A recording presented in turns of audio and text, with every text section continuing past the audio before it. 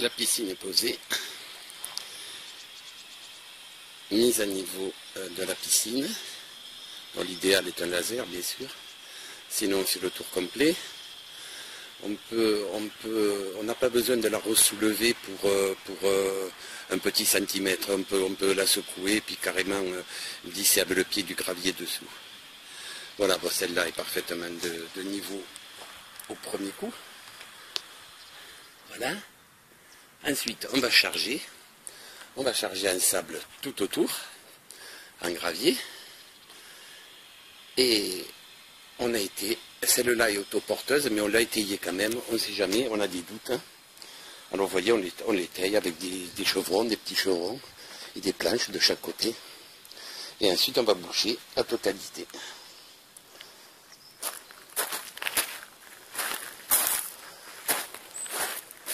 Voilà la bête. Voilà.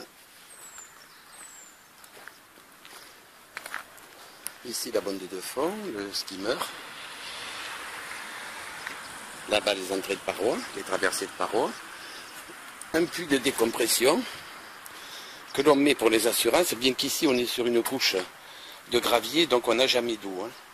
Alors vous voyez, on a mis un puits de décompression qui doit toucher le fond et qui doit remonter au moins jusqu'à la horizontale de l'eau. Voilà. Et puis plus tard, le local technique qui sera ici. Voilà.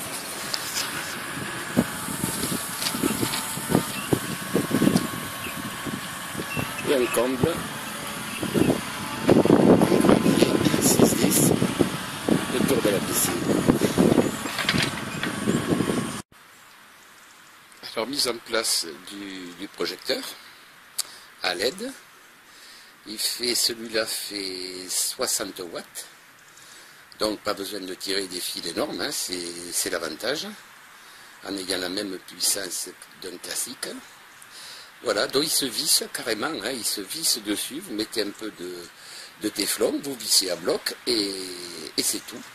C'est relativement facile à faire et de l'autre côté, vous faites une remontée avec la gaine qui ira dans une boîte.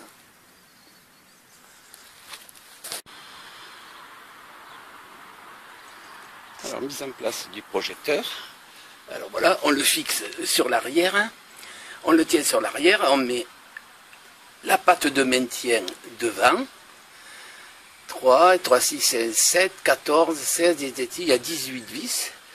On les visse assez fort, bien sûr. Et après, il suffit de faire un cordon silicone tout autour, que vous voyez là. Voilà, moi je ne le mets pas au-dessus, ça ne sert à rien, hein, mais sur le pourtour. Et vous avez une étanchéité parfaite. Ici, voilà, il est installé. Ici, vous mettez votre volet ici dedans. Vous voyez, vous avez un volet que vous fixez avec une vis ici. Et dessous, il est tout prêt à recevoir un tuyau en 50 et qui va partir vers le moteur. Voilà. Et voilà le même skimmer siliconé extérieurement. Voilà.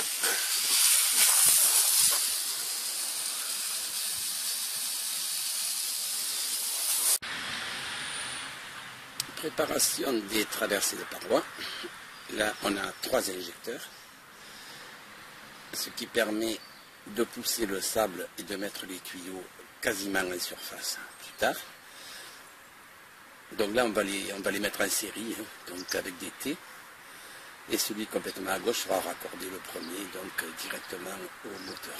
Voilà. Donc l'arrivée électrique est sur le côté, la pompe. Voilà. Le tuyau qui va au filtre. Le filtre ici. Son manomètre sur le côté. Voilà la rampe de robinet avec les arrivées et les départs. Et voilà, on n'a plus qu'à brancher l'électricité que l'on va faire d'ici quelques minutes. Fabrication maison sur l'échelle pour descendre. Et ici, l'égout. On se pose encore des questions. Où est-ce qu'on va l'amener? Et voilà le chantier complet. Vous voyez qu'il en faut des choses entre les cols, l'acétone et le papier de verre, les chevilles. Voilà, alors on revient dans un quart d'heure pour les branchements électriques.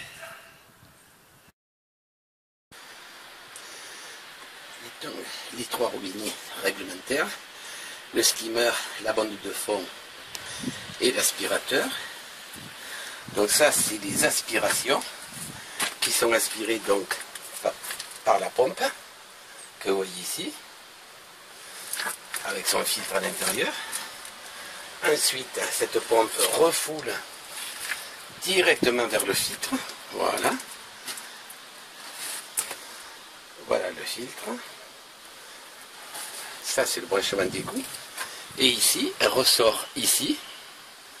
Voilà. Pour repartir vers les injecteurs et les traversées de parois qui, bien sûr, n'ont rien à voir avec la rampe de robinet. Alors là, j'ai installé un robinet sur le refoulement. La raison, c'est que comme on est plus bas que la piscine, on risque d'avoir un retour d'eau. Si un tuyau il craque, autant pouvoir l'arrêter ici. Donc en principe, ce robinet restera toujours ouvert. Voilà, et puis les trous sont comblés avec de la mousse polyuréthane. Alors voilà l'arrivée électrique du projecteur. Et là, on a le branchement que je suis en train de faire. Voilà, au moteur. Ici, mise en place d'un interrupteur qui servira à éteindre aussi le projecteur d'ici. Voilà.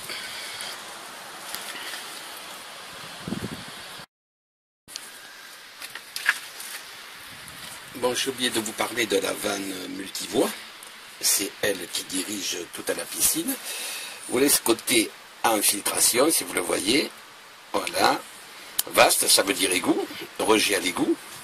Ici, entièrement fermé. Vous servirez rarement de celui-là. Un peu plus loin, c'est le lavage. C'est quand vous lavez votre sable.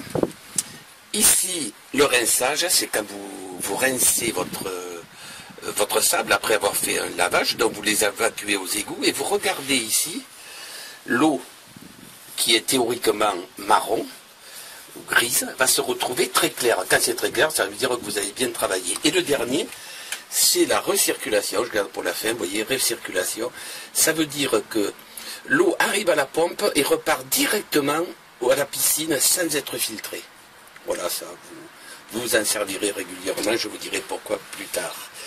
Voilà, et voilà, celui d'en haut, c'est l'arrivée de la pompe. Celui, tout est démontable, bien entendu. Celui-là, c'est les injecteurs, c'est le redépart.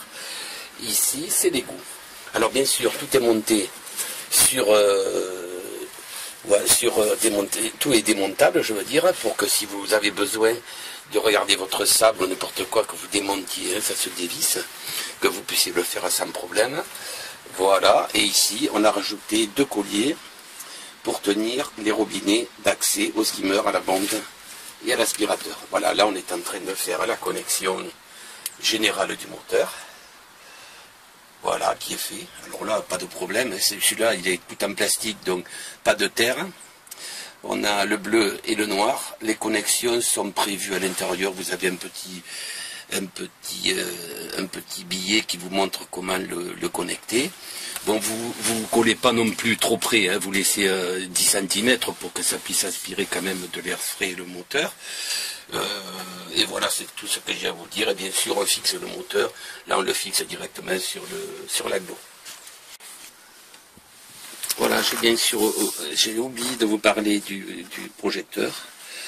Voilà, bon, vous voyez, il passe dans la gaine et il s'en va directement à sa boîte que vous voyez au fond sur la gauche, la petite boîte voilà, qui est là-bas, où on fera une connexion en 12 volts. Alors la différence avec quelques années auparavant, c'est que vous voyez la section de fil. Les sections de fil sont très faibles par rapport à quelques années en arrière où ou les projecteurs PT de 300 à 500 volts. Là, c'est les LED qui nous font ça. Celui-là, équivalent, il fait 60 watts. Donc on n'a pas besoin d'avoir un fil très gros. Un 5 même suffit. Piscine entièrement terminée.